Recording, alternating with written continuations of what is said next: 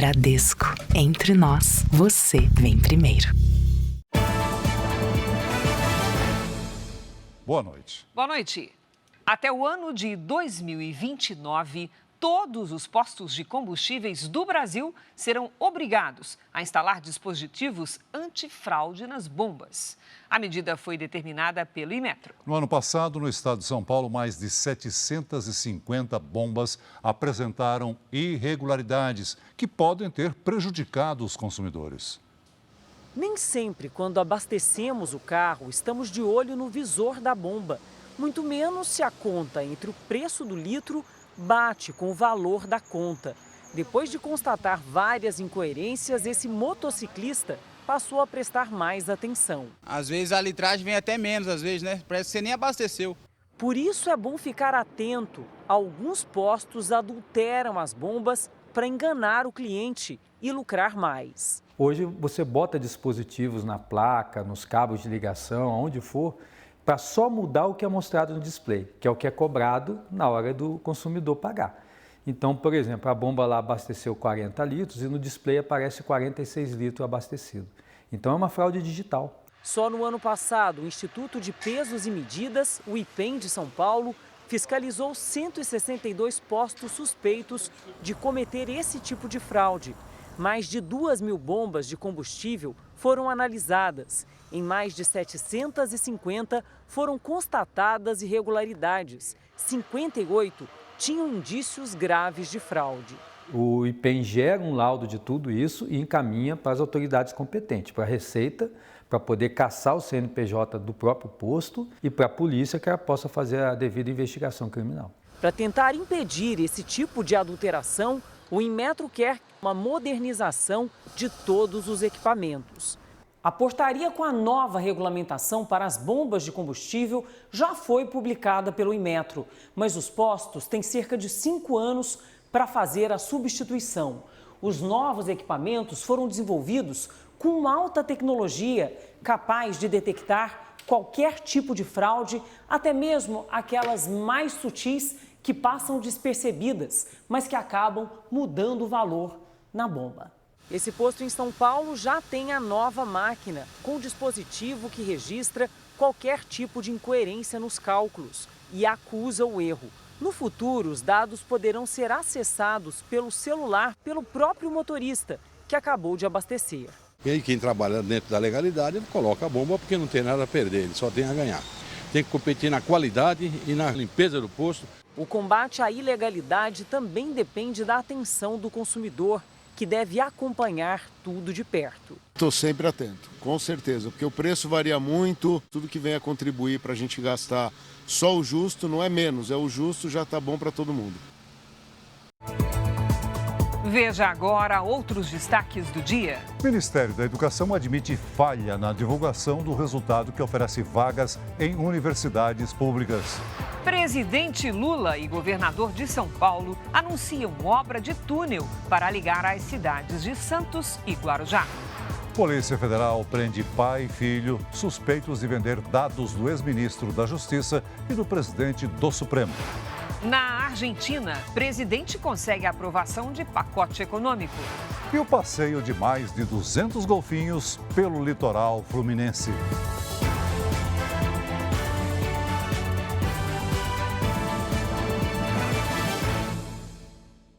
Oferecimento: Bradesco. Crédito com até 90 dias para começar a pagar.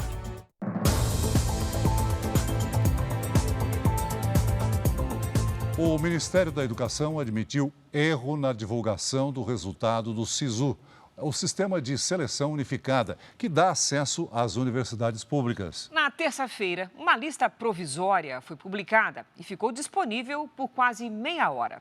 A confusão provocou revolta e frustração em estudantes que acharam que tinham sido aprovados. Esse é o registro de uma felicidade que durou pouco para Cauane.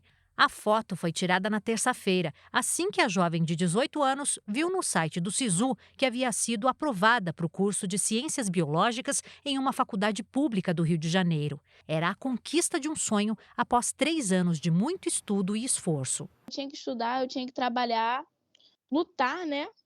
e era muita coisa, porque além das matérias da escola e das responsabilidades, ainda tinha a matéria do Enem. No dia seguinte, ao acessar o site novamente, a mensagem era outra. Cauane não estava mais entre os aprovados. Foi um susto, eu também fiquei envergonhada, porque, assim, como que eu ia contar para as pessoas que eu não tinha passado? Na última terça-feira, um erro do Ministério da Educação levou à divulgação de resultados provisórios do SISU em vez da classificação consolidada dos aprovados. As informações ficaram 25 minutos no ar. Tempo suficiente para que estudantes de várias partes do país acreditassem que haviam conquistado vaga em uma universidade pública. O MEC assumiu o erro e afirmou que a ocorrência está sendo rigorosamente apurada. Explicação que não ameniza a situação de quem agora tem que lidar com a frustração. Essa jovem não quer ser identificada porque ainda não teve coragem de contar aos parentes e amigos que ainda acreditam que ela foi aprovada no curso de medicina. Eu fiquei traumatizada, né, na hora que eu vi que, na verdade, eu não tinha sido aprovada, eu tinha ficado na lista de espera. Depois disso, eu só choro, só consigo chorar. O SISU é o sistema do Ministério da Educação que seleciona estudantes para universidades públicas por meio das notas do Enem.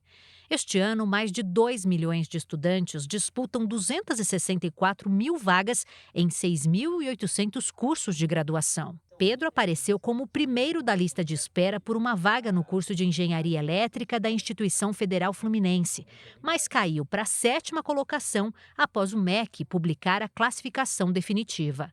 Cair tantas posições, assim, 6, 7 posições nessa instituição especificamente, é uma frustração muito grande. Essa psicóloga explica que para esses estudantes, o sentimento de perda da vaga na universidade é comparável ao luto. Quem está em luto está sofrendo pela dor da perda e agora ele requer acolhimento e consideração. Os familiares e amigos agora precisam desse cuidado de não desclassificar novamente esse aluno, reprovando de alguma forma aí as suas reações, suas emoções e os seus sentimentos. O uso do celular será proibido nas escolas municipais do Rio de Janeiro. O decreto publicado hoje passa a valer dentro de 30 dias. Desde agosto do ano passado, o celular já estava proibido dentro das salas de aula. Agora, a restrição vai valer também para o recreio. A medida entra em vigor daqui a 30 dias na rede municipal de ensino do Rio de Janeiro. O estudante que descumprir a regra poderá ser advertido pelo professor, que ainda pode acionar a equipe gestora da unidade. Porque a gente acredita que a escola é um local de aprendizagem e interação social. As crianças não podem continuar ficando isoladas nas suas próprias telas, sem interagir umas com as outras, sem brincar. A escola precisa dessa interação humana. O decreto da Prefeitura do Rio foi publicado hoje após uma consulta pública aberta em dezembro do ano passado. Mais de 10 mil pessoas foram ouvidas e 83% delas aprovaram a proibição do uso de celular nas escolas. Acho que você vai para o colégio para estudar, não para mexer em celular. As crianças hoje em dia para estudar está sendo mais complicado. E com celular, então, é só nas brincadeiras, né? Os celulares e outros aparelhos eletrônicos deverão ser guardados na mochila, desligados ou com o modo silencioso ativado. O uso da tecnologia até pode ser adotado para fins pedagógicos se houver autorização expressa do professor. Está liberada também a comunicação por celular antes da primeira aula do dia ou depois da última, desde que fora de sala. Colégios particulares ou da rede estadual não são afetados pelo decreto. Especialistas apontam que a redução do uso do celular ajuda a diminuir a ansiedade e aumenta a concentração durante as aulas. Para essa juíza da Vara da Infância e da Juventude da capital fluminense, há ainda uma relação direta entre a utilização excessiva do aparelho nas instituições de ensino com episódios de violência escolar. Isso favorece o bullying, o ambiente com falta de urbanidade, falta de respeito uns com os outros. Muitos adolescentes acabam respondendo por ato infracional na Vara da Infância por cometer cybercrime usando o celular. O número de acidentes nas rodovias privatizadas aumentou no ano passado. Quase 2 mil pessoas morreram em mais de 30 mil acidentes em estradas concedidas para a administração privada em todo o país. Boa qualidade da pista, trechos bem sinalizados, características de uma rodovia segura e que podem acabar estimulando motoristas a abusar da velocidade. O motorista passa a ter mais confiança, então isso diminui um pouco a tensão. Em 2023, o número de acidentes nas rodovias privatizadas aumentou quase 15% em relação a 2022. Foram registradas 76 mil ocorrências, com quase 2 mil mortes e cerca de 40 mil feridos. 3 destas mortes foram neste acidente em agosto do ano passado, na região de Anápolis, em Goiás. 17 veículos, entre eles 3 caminhões, se envolveram na batida. Apesar desse aumento, estudos mostram que o risco de acidentes nas rodovias públicas ainda é 4 vezes maior do que em estradas concedidas à iniciativa privada. Em Goiás, 1.800 quilômetros de pistas são concedidos a 4 concessionárias e todos os trechos estão em rodovias federais. A Agência Nacional de Transportes Terrestres, a ANTT, supervisionou 24 concessionárias responsáveis por mais de 13 mil quilômetros de rodovias federais em todo o país. E constatou melhorias no sistema viário e aumento no número de câmeras de monitoramento. 22 argentinos foram resgatados em situação de trabalho semelhante à escravidão no Rio Grande do Sul. No alojamento não havia água encanada nem camas para todos. A fiscalização aconteceu após denúncias à Polícia Federal. Os argentinos vieram ao Brasil para trabalhar na colheita de uva na cidade de São Marcos, na região da Serra do Rio Grande do Sul. As frutas tinham como destino os estados de Santa Catarina e Paraná. Os trabalhadores foram encontrados em situação degradante em uma propriedade rural. Tinha pessoas machucadas, sem assistência médica, que nós mesmos levamos ao médico.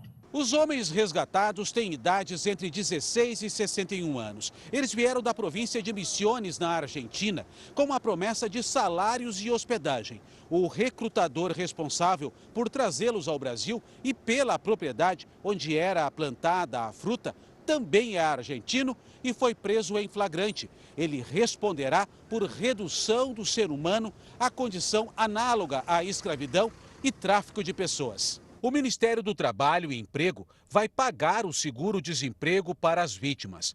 Elas foram levadas para uma hospedagem onde permanecerão até que todos os direitos trabalhistas sejam pagos. O alojamento em condições precárias e superlotado era similar ao local onde 207 trabalhadores foram resgatados no ano passado, também na Serra.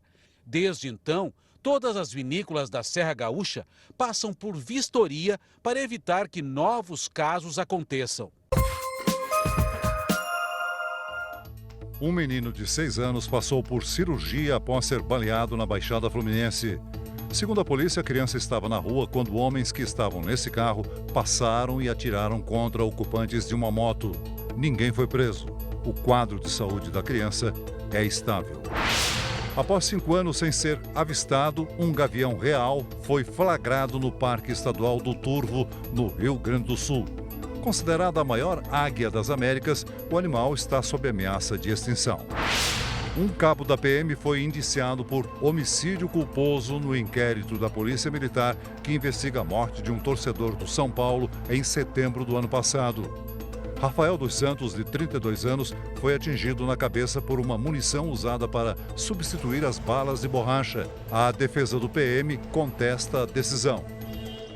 Terroristas do Hamas insistem em exigir o fim da guerra para libertar todos os reféns. A condição que Israel já avisou que não vai aceitar. Um oficial israelense admitiu que as chances de um acordo são de 50%. O Hamas ainda não respondeu oficialmente sobre o acordo mediado pelo Catar e pelo Egito. O grupo terrorista disse hoje que não abre mão de um cessar-fogo permanente para libertar os reféns. O Hamas também exige a libertação de milhares de palestinos presos em Israel, incluindo aqueles que cometeram crimes graves.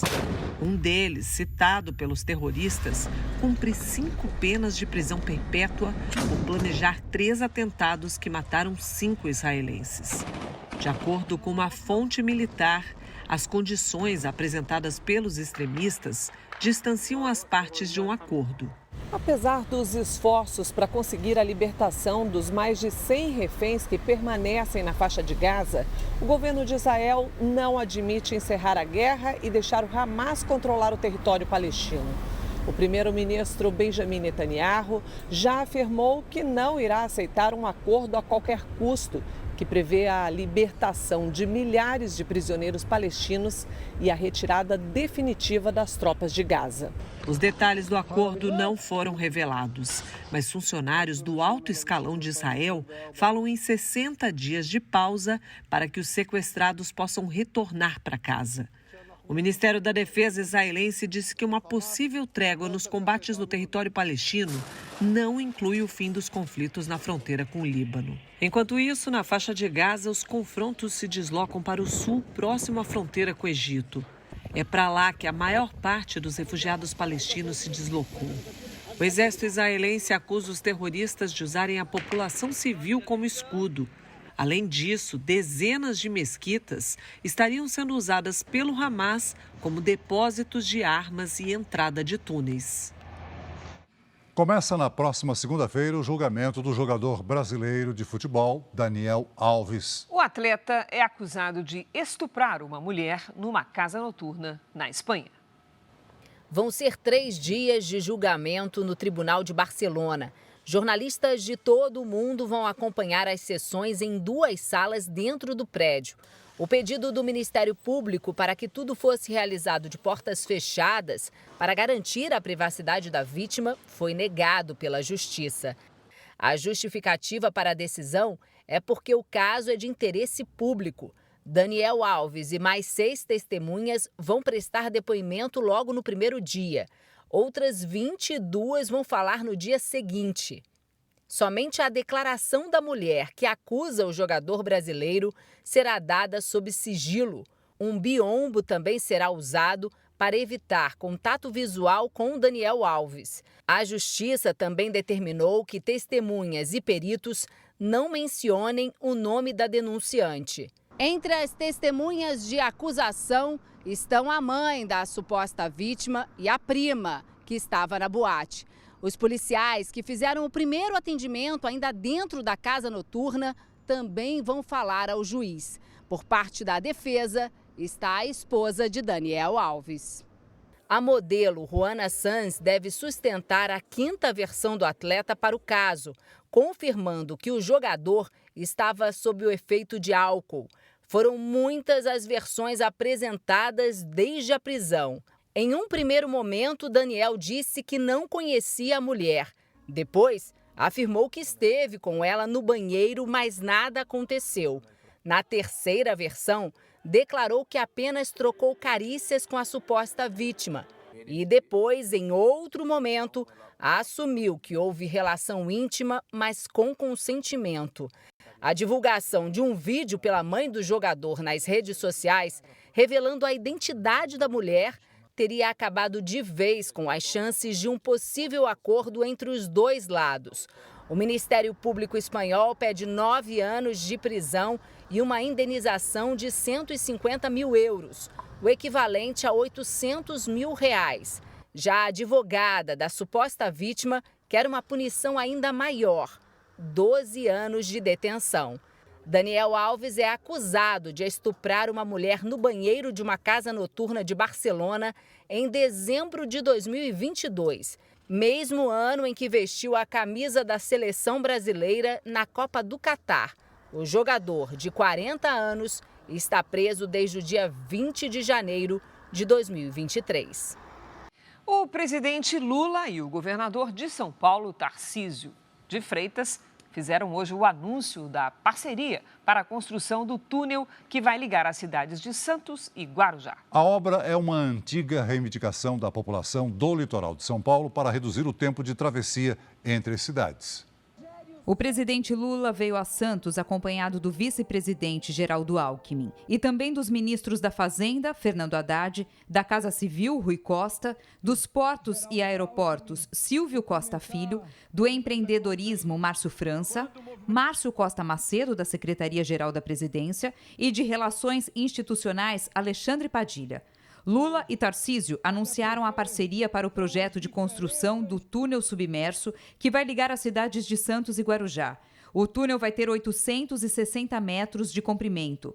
O custo previsto é de quase 6 bilhões de reais e será a maior obra do novo PAC, Programa do Governo Federal. Com o túnel, a travessia que hoje leva até 2 horas de balsa vai ser feita em poucos minutos. A obra é uma reivindicação de quase 100 anos dos moradores do litoral paulista e não saiu antes do papel por divergências políticas.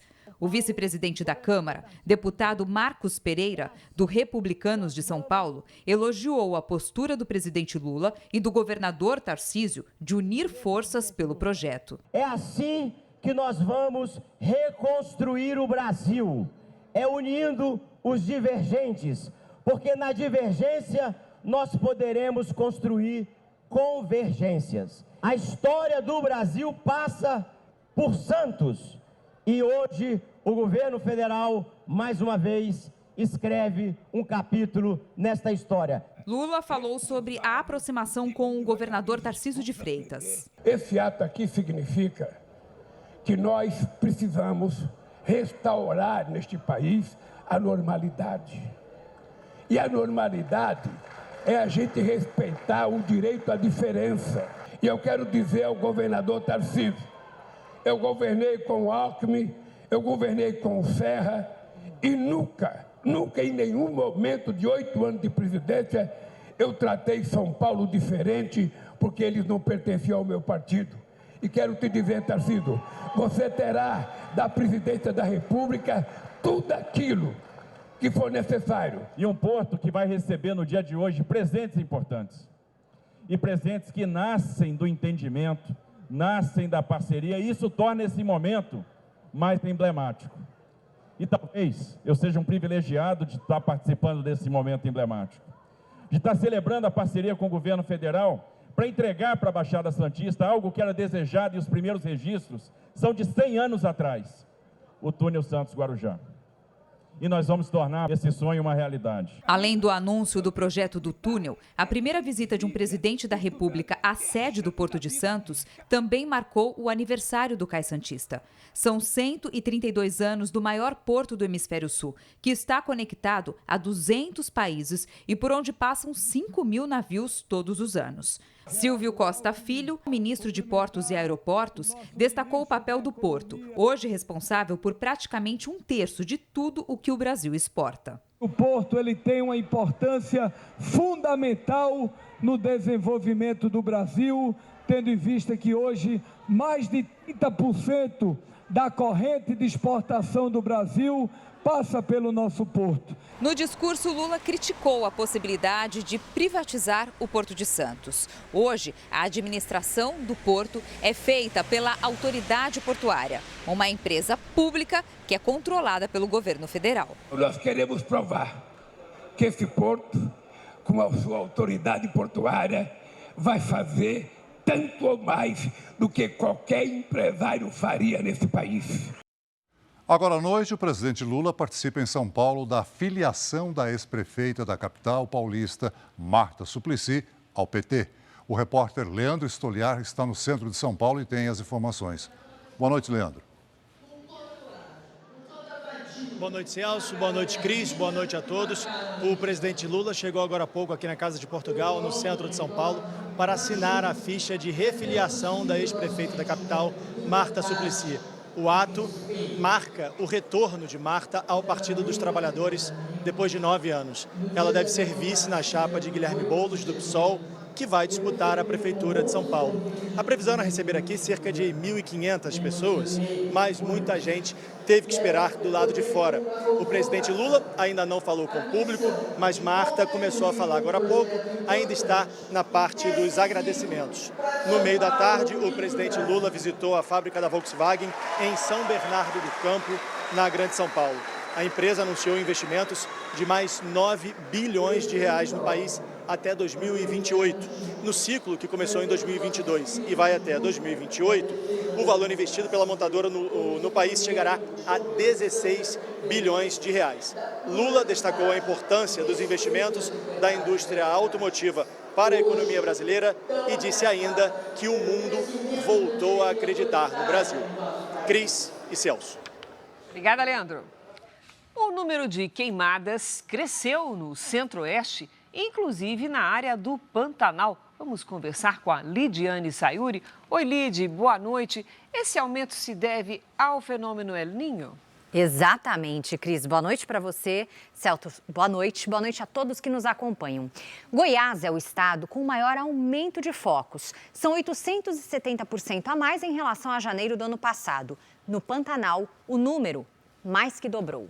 Ano passado, a chuva perdeu força em abril, o que é normal. E quando deveria voltar em setembro, o El Niño estava estabelecido. Por isso, a primavera e o verão estão mais quentes e secos que o esperado. Todas essas nuvens espalhadas pelo interior do Brasil não têm força para provocar aquela chuva boa e controlar os incêndios. Nas áreas próximas ao litoral, a circulação de ventos do mar aumenta a nebulosidade e aí sim a chuva é mais forte. Nas outras áreas, tem possibilidade de chuva isolada no fim da tarde. Tempo firme mesmo, só nas áreas claras. Em Florianópolis, Salvador, em Fortaleza e em Manaus, sábado à tarde com 30 graus. No Rio de Janeiro faz até 32, 35 em Campo Grande. Em São Paulo esquenta e será possível aproveitar as atividades ao ar livre. O sol aparece e atenção à tarde. Vem chuva, máximas em torno de 28 e 29 graus. Temos tempo delivery para o José, que é de São José do Rio Preto, interior de São Paulo. Vamos lá. Oi, José, boa noite. O primeiro fim de semana de fevereiro será de muito sol, com pelo menos 32 graus e chance de pancadas de chuva forte no fim do dia. O Elton é de Campina Grande, na Paraíba, Lidy.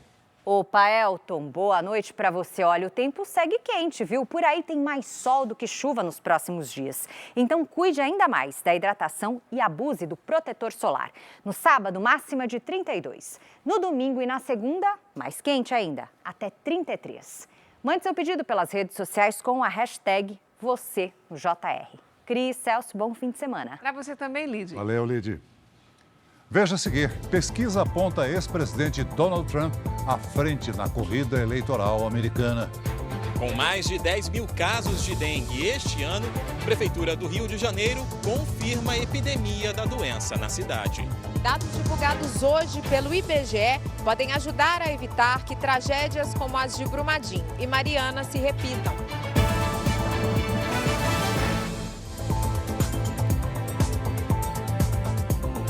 Quatro suspeitos que atacaram 2 turistas holandeses na região central de São Paulo foram identificados. Um dos turistas morreu na ação. O policiamento vai ser reforçado na área para coibir os assaltos a pedestres. Passava da meia-noite quando o suíço Paolo Maconi e a italiana Vittoria Neri foram assaltados na região central de São Paulo. As câmeras de segurança gravaram o momento em que os turistas foram abordados por 3 assaltantes. Toda a ação durou menos de 1 minuto. Os criminosos roubaram 2 celulares e uma carteira de habilitação. Foi o segundo assalto sofrido por estrangeiros no centro de São Paulo nas últimas semanas. No dia 12 de janeiro, 2 holandeses que estavam no Brasil a trabalho foram atacados por 5 homens na região da 25 de março, um movimentado centro popular de compras. Os assaltantes queriam as correntes deles. Os turistas reagiram, mas foram cercados. Depois de levar um chute, Hessel Heckstra, de 58 anos, perdeu o equilíbrio, caiu e bateu a cabeça. Ele ficou internado 14 dias, mas não resistiu ao traumatismo craniano. O crime foi registrado como latrocínio, roubo seguido de morte. Dos 5 assaltantes, 4 já foram identificados pela polícia e todos têm registros criminais pelo mesmo tipo de crime. Nesta sexta-feira, policiais fizeram uma videoconferência com Martin Jansen, o outro holandês que estava com Hessel no momento do ataque dos ladrões, e mostraram para ele as fotografias dos criminosos. O jornalismo da Record apurou que Martin reconheceu os assaltantes, mas não soube especificar a participação de cada um. Criminosos não visam apenas turistas nem agem somente à noite. Este rapaz foi agredido e assaltado na mesma rua em que o suíço e a italiana.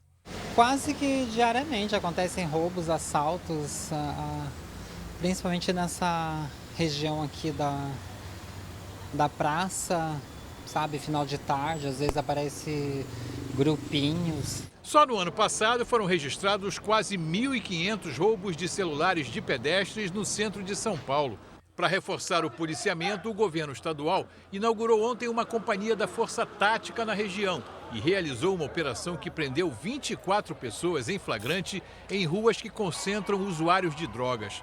Durante o carnaval, quando tendem a aumentar roubos e furtos, haverá a mobilização de 20 mil policiais militares e civis em todo o estado. Com mais de 10 mil casos de dengue só neste início de ano, a Prefeitura do Rio de Janeiro confirmou que a cidade já enfrenta uma epidemia da doença. A capital fluminense é uma das 5 cidades onde uma iniciativa da Fundação Oswaldo Cruz tenta reduzir o número de infecções com a ajuda dos próprios mosquitos transmissores. De rua em rua, os agentes de saúde liberam os mosquitos no ar. Pode parecer estranho, mas essa é uma das armas contra a dengue. O segredo está neste laboratório da Fundação Oswaldo Cruz, onde os cientistas implantam uma bactéria no Aedes aegypti. Depois de ser implantada no mosquito, a Wolbachia impede que o vírus se desenvolva dentro dele.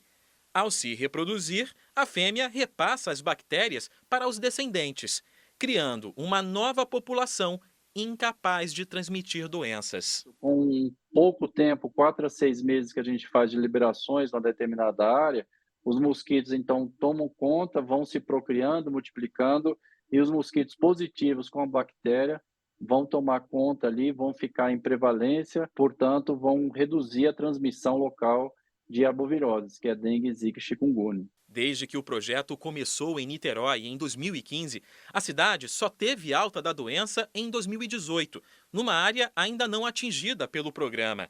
Este ano, com todo o território atendido, apenas 3 casos foram confirmados. Além de Niterói, o método Wolbachia já foi implementado em Campo Grande, no Mato Grosso do Sul, e está em desenvolvimento em Petrolina, Pernambuco, e na capital fluminense. De acordo com a Fiocruz, o projeto deve ser ampliado no ano que vem para outras regiões do país.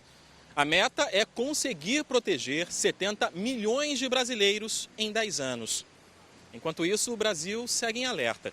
O número de casos de dengue quase triplicou nesse início de ano. O Ministério da Saúde já contabiliza mais de 260 mil casos. No mesmo período do ano passado, eram 93 mil.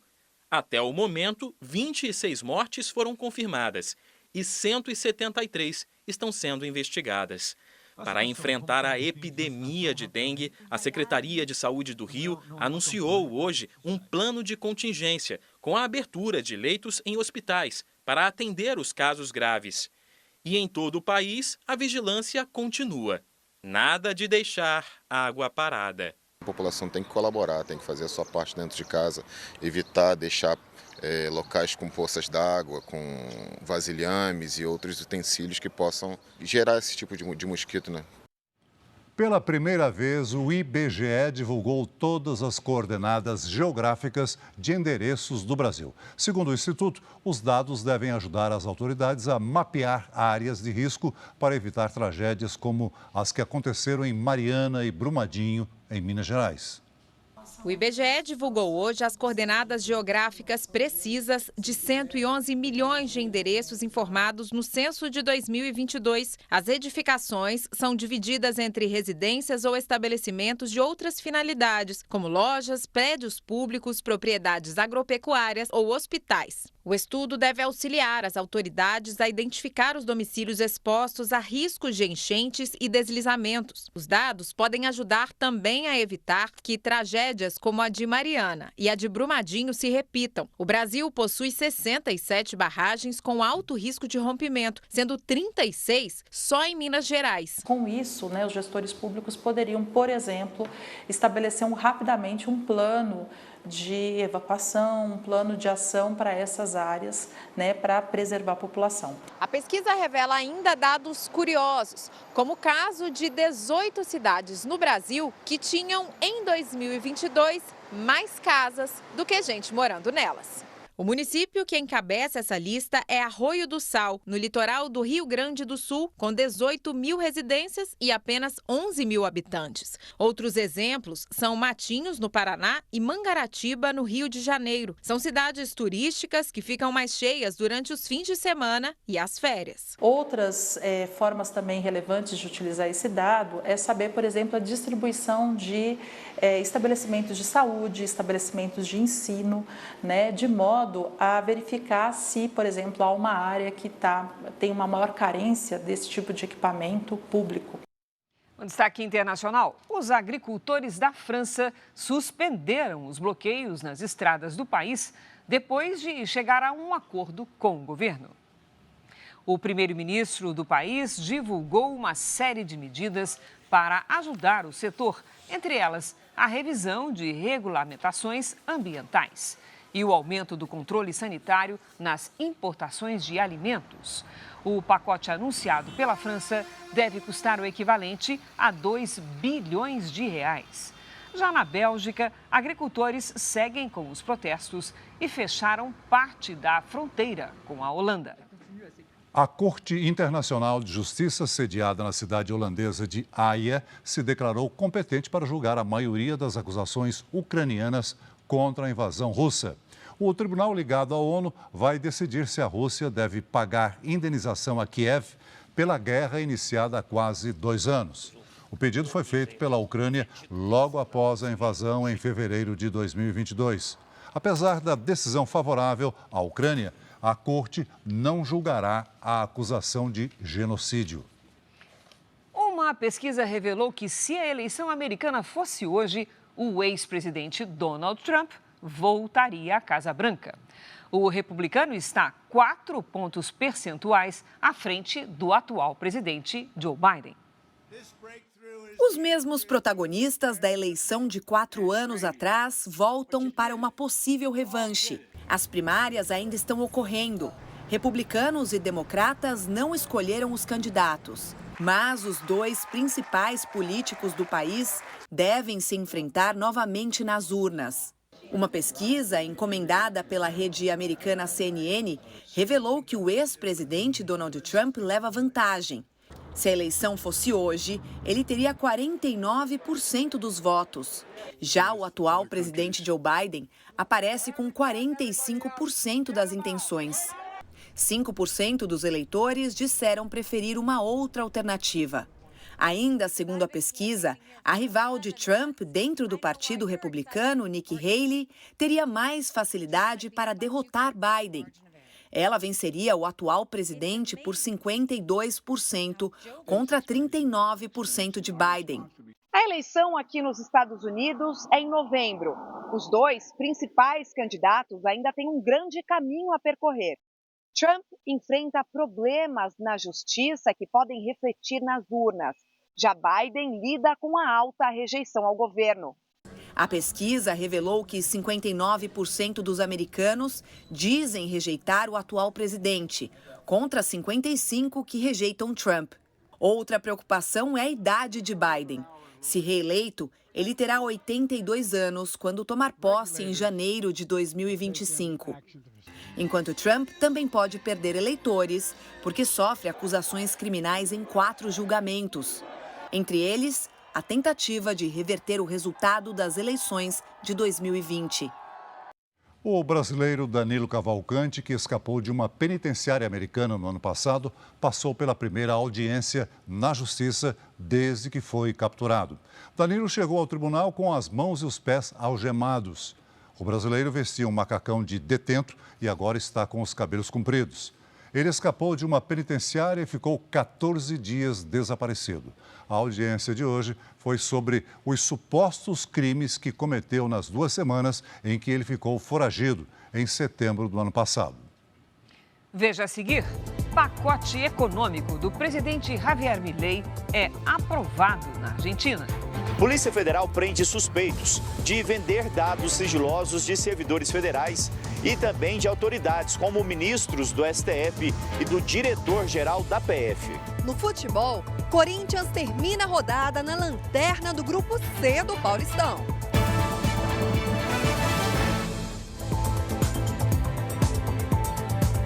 Uma falsa biomédica foi presa hoje na zona leste de São Paulo. A mulher fazia procedimentos estéticos dentro do condomínio onde mora. Os policiais chegaram ainda pela manhã na casa de Débora Pereira da Silva, de 40 anos. Segundo a polícia, ela teria falsificado diplomas para se passar por biomédica. De acordo com a polícia, até agora nenhuma vítima foi identificada. A investigação começou depois que ela usou documentos falsos em nome de Sueli para alugar um apartamento e passou a divulgar serviços de estética no condomínio, usando o nome verdadeiro dela, Débora. O proprietário do imóvel suspeitou da identidade da mulher e denunciou a polícia. Provavelmente nós teremos diversas vítimas no condomínio, porque ela prestava o serviço dentro do próprio apartamento para as pessoas do prédio. Um rapaz que estava com Débora no apartamento também foi levado para a delegacia e será investigado. Na chegada, ela tentou agredir o cinegrafista. Dá licença, você não tem o direito de me filmar. Não pode agredir não, hein? Os policiais apreenderam celulares, tablets, cartões de crédito, um carimbo usado pela falsa biomédica e materiais para aplicação de botox. Descobrimos que ela trabalhou numa clínica e subtraiu o produto que ela vinha empregando. A falsa biomédica foi presa em flagrante pelo exercício ilegal da medicina e por furto qualificado. O carnaval das escolas de samba na Marquês de Sapucaí, no Rio de Janeiro, pode não acontecer. O portal R7 teve acesso a um relatório do gabinete do governador do Rio, Cláudio Castro, que aponta risco real de incêndio na Marquês da Sapucaí. Entre os itens verificados durante os ensaios técnicos do carnaval deste ano, os fiscais apontaram a ausência de extintores de incêndio, a falta de luzes de emergência e o fechamento de saídas. Os fiscais ainda flagraram fios de alta tensão expostos no local. O documento diz que há verdadeira hipótese de tragédia anunciada e passível de ser evitada. O Sambódromo do Rio é administrado pela Prefeitura, que ainda não se pronunciou publicamente sobre o relatório. Um levantamento do Instituto Evandro Chagas, referência mundial em pesquisas científicas, mostrou que existe ligação entre a circulação do rotavírus e a falta de saneamento básico em Belém. Em frente ao maior pronto-socorro de Belém, a Ágata busca atendimento para a filha que está com sintomas do rotavírus. Vômito e diarreia. Há quanto tempo? 2 dias. A doença é transmitida pela contaminação da água e alimentos. Nos casos mais graves, pode até matar. Em Belém, o surgimento de casos está relacionado a uma combinação de fatores. O Instituto Evandro Chagas, referência mundial em pesquisas científicas, alerta que o acúmulo de lixo associado ao período chuvoso e aos alagamentos aumenta o quadro de doenças diarreicas causadas por rotavírus.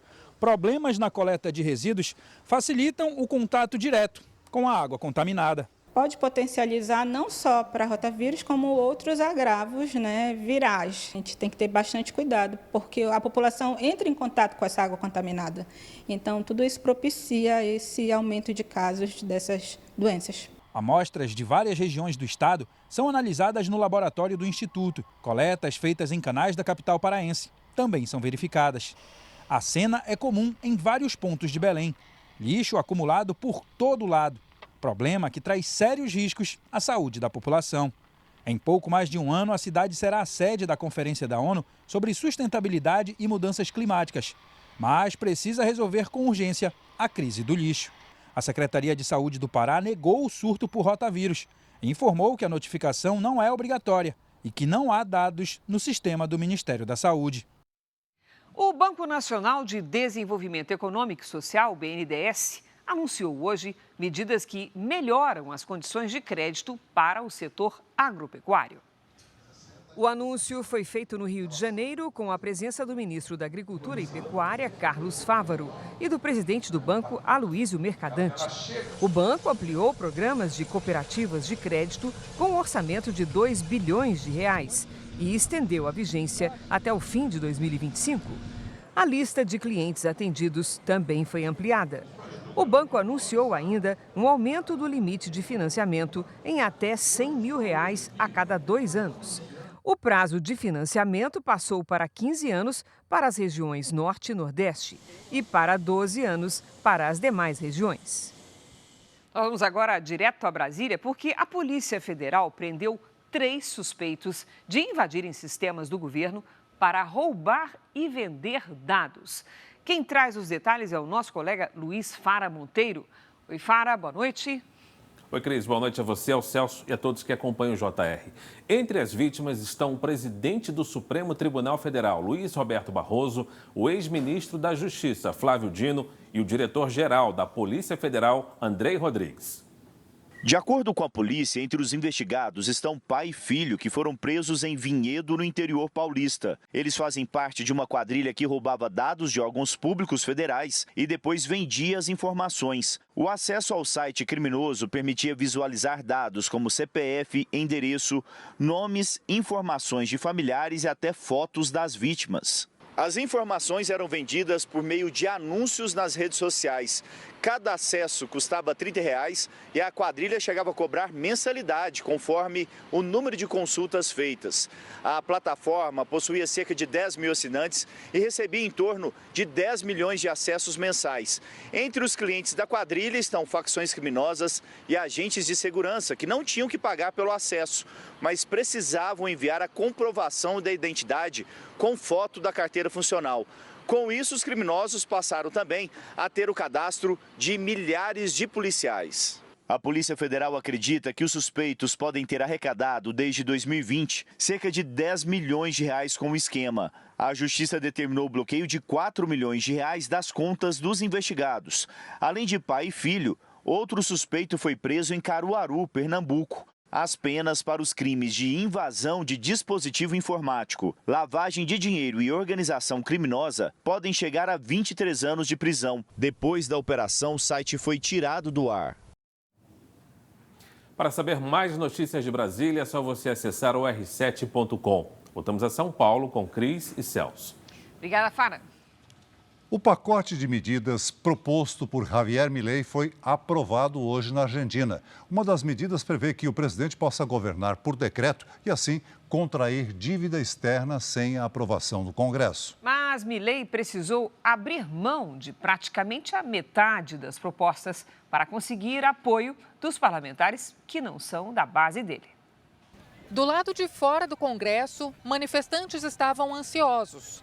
Mesmo com o texto desidratado, houve descontentamento de parte da população que pediu uma nova greve nacional. A aprovação da chamada Lei Ônibus na Câmara dos Deputados foi depois de 3 dias de discussões acaloradas. Foram 144 votos a favor e 109 contra. O pacote de medidas de Javier Milei para recuperar a economia do país teve que passar por várias modificações. Entre elas, a redução do número de empresas que serão privatizadas, com a retirada da petroleira YPF da lista, e modificação do trecho que previa que o presidente poderia aprovar propostas sem análise do Congresso. Essa deputada governista diz que as mudanças são uma forma de ouvir todos os lados. Implica escuchar, criar consensos. Agora começa uma nova etapa de debates na Câmara. Os parlamentares vão discutir artigo por artigo. Portanto, mesmo com a lei já aprovada, propostas ainda podem ser excluídas ou modificadas. Terça-feira começa a análise de cada artigo. Depois, o texto ainda vai ter que passar pelo Senado. Para esse parlamentar de oposição, o momento continua de muita tensão, porque o que se discute é o futuro da Argentina. Esse argentino espera que a economia mude o quanto antes. Você sai para comprar um produto de primeira necessidade de manhã e quando volta à tarde já está outro preço. Ele se queixa. Estão na hora do dia. A União Europeia aprovou por unanimidade o projeto de lei para regulamentar o uso da inteligência artificial no bloco. A ideia é melhorar a segurança, principalmente após o surgimento de tecnologias capazes de criar textos, imagens e sons de forma manipulada.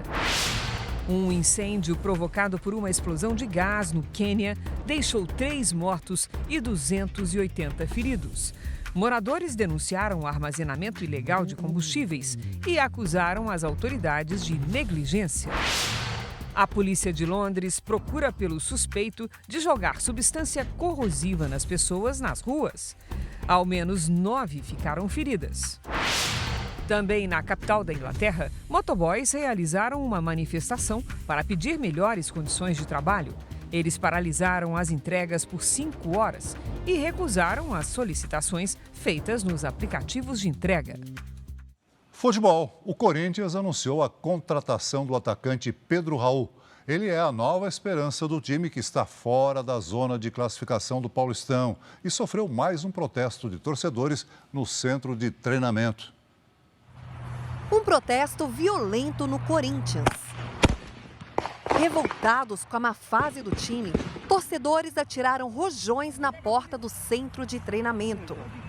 O time vem de 3 derrotas seguidas e perdeu a invencibilidade de 10 anos em casa para o rival São Paulo. Para piorar a situação, com a vitória da Inter de Limeira sobre o São Bernardo, o Corinthians terminou a 4ª rodada na lanterna do Grupo C. São apenas 3 pontos em 4 jogos. Aliás, o time só não está na zona de rebaixamento do Paulistão por causa do saldo de gols. Tá faltando assim um jogador, um bom definidor, né? O Yuri Alberto está devendo muito. Para tentar solucionar o problema do ataque, o clube oficializou hoje a contratação do Pedro Raul. O centroavante de 27 anos, que estava no futebol mexicano, é o 7º reforço da temporada. Ele já foi inscrito no Paulistão e pode estrear domingo em casa contra o Novo Horizontino.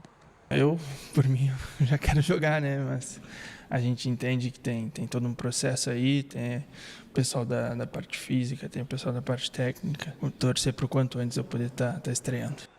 Para o comentarista Walter Casagrande Júnior, Pedro Raul ainda não é a solução ideal. Ele é forte fisicamente, ele cabeceia bem, mas na minha visão não eleva a qualidade técnica do time. O jogador chega para disputar uma vaga no ataque com o contestado Yuri Alberto e com o jovem Arthur Souza, que fez esse belo gol no Clássico. E o torcedor só espera ver a rede balançar no fim de semana. Tá precisando de fazer uma sombra pro Yuri, é bom, né? Ter mais uma opção no ataque. Agora uma imagem encantadora. Mais de 200 golfinhos foram avistados hoje no litoral do Rio de Janeiro. O grupo passou perto da Ilha do Farol, na cidade de Arraial do Cabo. Pesquisadores responsáveis pelo registro utilizaram tecnologia avançada e recolheram amostras biológicas para traçar o DNA de cada animal, entender o comportamento deles e tentar ajudar a preservar a espécie.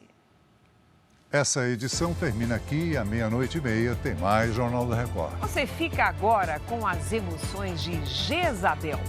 E logo depois estreia a nova temporada da série Quando Chama o Coração. Em seguida, tem a novela Pecado Mortal. Você não pode perder. Boa noite, bom fim de semana para você. Boa noite.